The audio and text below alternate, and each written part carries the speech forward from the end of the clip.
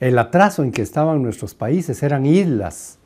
No teníamos comunicación ni por buenas carreteras, más bien había que vadear ríos para ir a El Salvador o para ir a Honduras.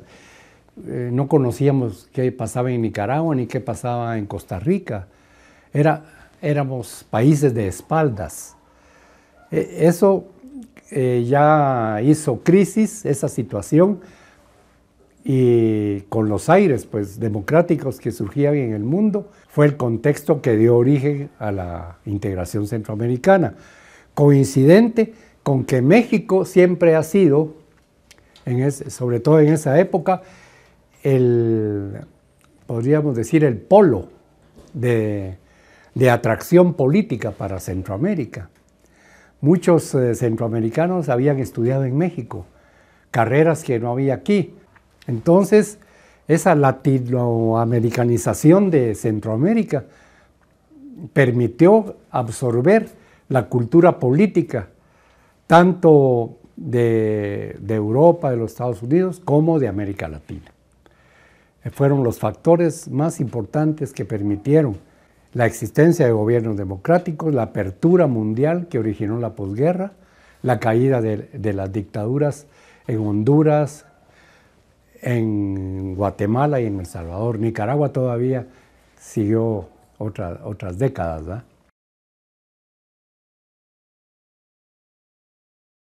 Bueno, el haber sido la primera organización regional, ¿verdad? Segundo, el haber representado la conciencia centroamericana, la unidad, la aspiración de la unidad. Revivió la aspiración a la integración centroamericana en lo político, en lo económico, en todos los campos. También logró una etapa de negociación entre los países, que al ya no estar la ODECA, estos años había un vacío, porque solo estaba el campo económico hasta después que entra el SICA. Pero el SICA ya no tiene la misma fuerza de negociación, sino que más bien la ley del consenso. Y la ley del consenso, si se rompe, como es el caso actual, Nicaragua ya no está asistiendo a los eventos, a las reuniones del SICA. Y si no, el presidente no va, sino que manda a veces al vicepresidente, si nos va muy bien, o a un ministro, o si no, al embajador en donde va a ser la reunión, ¿verdad? El embajador de Nicaragua ahí.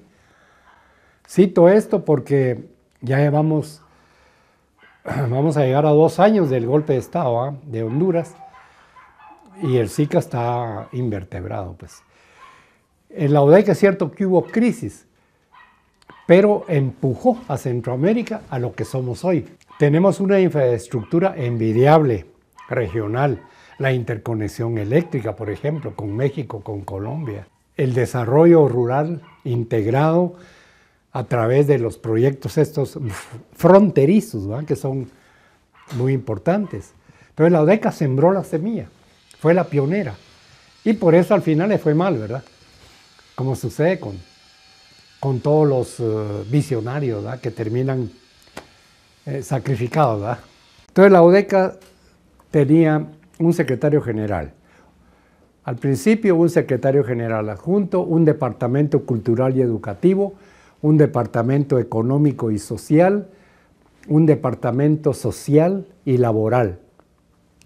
Y las demás divisiones, pues más de servicios, digamos, protocolo, asesoría jurídica, pero era un grupo de 10 personas, ¿verdad?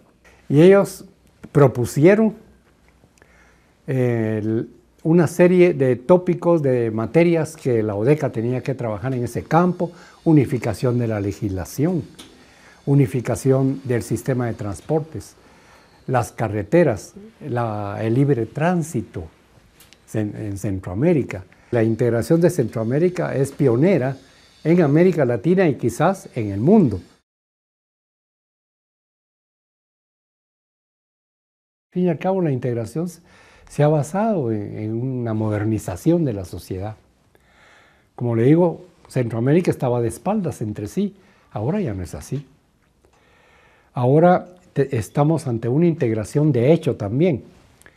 Los bancos, las empresas, todas tienen su sucursal o su agencia en cada país.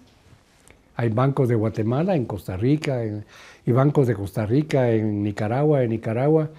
Bueno, ya hay una fuerza de la integración de hecho. En lo político también. Ya nada es ajeno, más ahora con la edad digital, ¿verdad? En que estamos.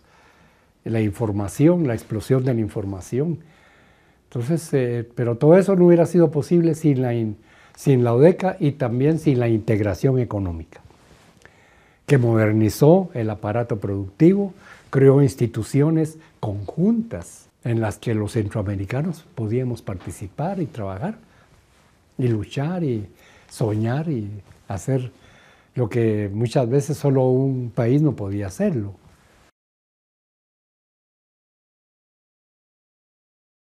¿Cuáles son los elementos, ¿verdad?, presentes en la situación actual, hacia el siglo XXI? ¿Eh? El primero, yo diría, superar nacionalismos a ultranza. Hay que superar ese regreso a cierto nacionalismo que afecta a nuestros países. Luego, los tratados de libre comercio. Es cierto que han fomentado las exportaciones, mejorado la tecnificación de la mano de obra y otros aspectos positivos. No quiere decir que no se suscriban los tratados, pero al suscribirlos deberían de tenerse cuidado por los negociadores para evitar exponer a Centroamérica, a países pobres, en un escenario donde es de grandes ligas. Está bien China y Estados Unidos, 100 millones de multa o 50 millones no es nada para ellos. Pero para nosotros, ante un poder realmente exorbitante de una gran potencia, prácticamente estamos indefensos, pues. Y para nosotros ahorita la globalización nos la vendieron como la panacea, ¿no? Después de los fracasos financieros internacionales en Estados Unidos y en otros países, la crisis europea, monetaria, fiscal, etc., todo eso nos va a afectar, va a tener consecuencias en las que si no fortalecemos el proceso de integración, teniendo mecanismos que representen a la región,